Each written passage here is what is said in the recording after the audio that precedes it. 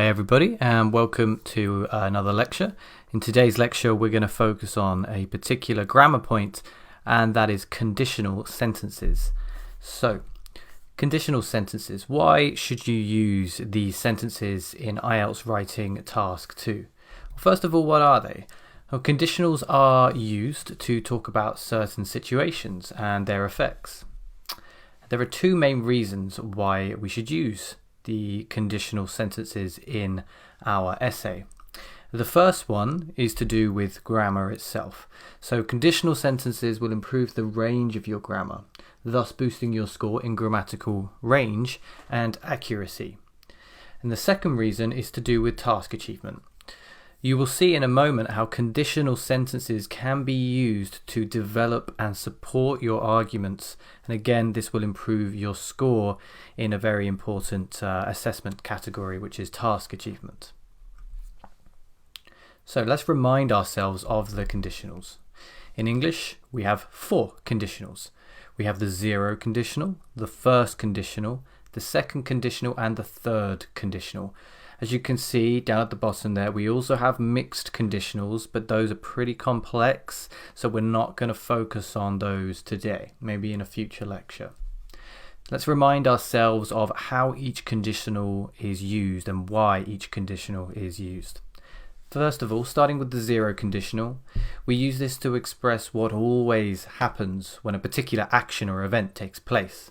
For example, if water reaches 100 degrees, it boils. So very simple, if plus the present simple, and then plus the present simple with the result. Let's have a look at the first conditional. This expresses what is likely to happen as a result of an event, or what is possible as a result of an event. So for example, if it rains tomorrow, we won't go camping.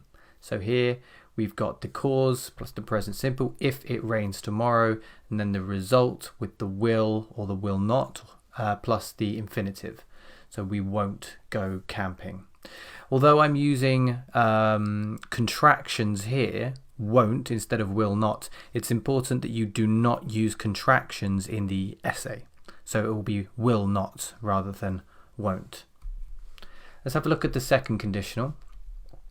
This is used to talk about the results of impossible, imaginary, or unlikely events in the present or future. So an example here, if I won the lottery, I would be rich. It's not very likely that I'm going to win the lottery. So here we are using the past simple one plus would or would not plus the infinitive. If I won the lottery, I would be rich. Finally, we can look at the third conditional, which is used to talk about imaginary results of situations in the past which didn't happen. So, this is the conditional where we are looking at the past rather than the present or future. This one has the most complex grammar, as you're about to see. If I hadn't eaten, I would have starved. So here, the past perfect after if, and then would or would not plus have plus the past participle. Again, don't use contractions when you write. It should be if I had not eaten, I would have starved. But that's not the type of sentence you see in an essay. So, those are the 4 conditionals. Now, when would you use a conditional sentence in the essay? Well, one really good time to use a conditional sentence is towards the end of a body paragraph in what I call the alternative situation sentence. So I'm going to show you an example here in a full paragraph form. Imagine we are trying to argue why the government should invest money in education. So first of all, we're going to give a reason and we're going to support that reason. One of the main reasons education should receive more government funding is that it results in a stronger economy. Let's support that idea.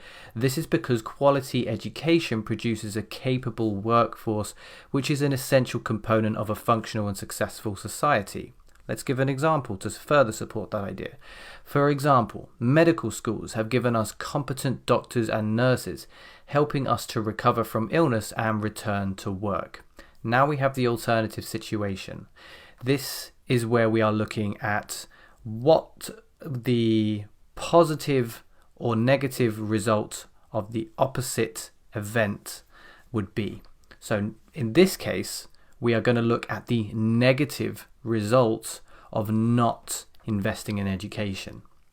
So if the government had not invested in these educational institutes, people would not have recovered so quickly, leading to a fall in productivity and thus fewer tax contributions. So the economy dwindles as a result. So as you can see, we're using the third conditional here. This one is the most complex. It's quite difficult to put in to your body paragraph naturally, but if you have the opportunity, try it out, as long as you're confident that you'll be able to write it accurately. Let's look at a couple of other examples. First of all, let's look at arguing for pay rises for teachers. Imagine that we've written a body paragraph about why we should give more money to teachers.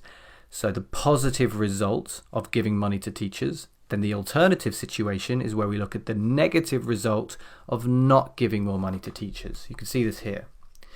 If the government does not raise the salary for teachers, this will make them feel undervalued and thus diminish their sense of job satisfaction. This in turn will have a negative effect on teachers' students. So remember, this comes at the end of the body paragraph, not at the beginning. And notice we're using the first conditional here because we think it's likely. We think it's likely. It's a very possible situation that the government doesn't raise salaries for teachers. Now let's look at a different one, arguing against investment in the arts. So in this paragraph, what we would have done is we would be supporting the idea that investment in the arts is bad. So we're looking at the negative result of investing in the arts. And so the alternative situation is where we look at the positive result of not investing in the arts. And you can see this here. If the government refused to invest any money in the arts, there would be much more money left over for public service funding, leading to improvements in education, healthcare, and welfare. So we're using the second conditional because we think it's unlikely that the government will not invest any money. So if they refuse to invest any money, that's quite unlikely. So we're using the second conditional here. So if you start by looking at the positive results of a situation, then you move on to look at the negative result of the opposite situation and vice versa. That's how we can use conditionals. I hope this has been helpful. If you have any questions, please leave them in the comments below. And as always, if you want to have your writing checked, you can always go to the IELTSteacher.com/writing-corrections. That's my website. We offer a writing correction service there, which is a very, very effective way to assess your writing and thus improve your score. Hope you found this helpful. I'll see you in the next lecture.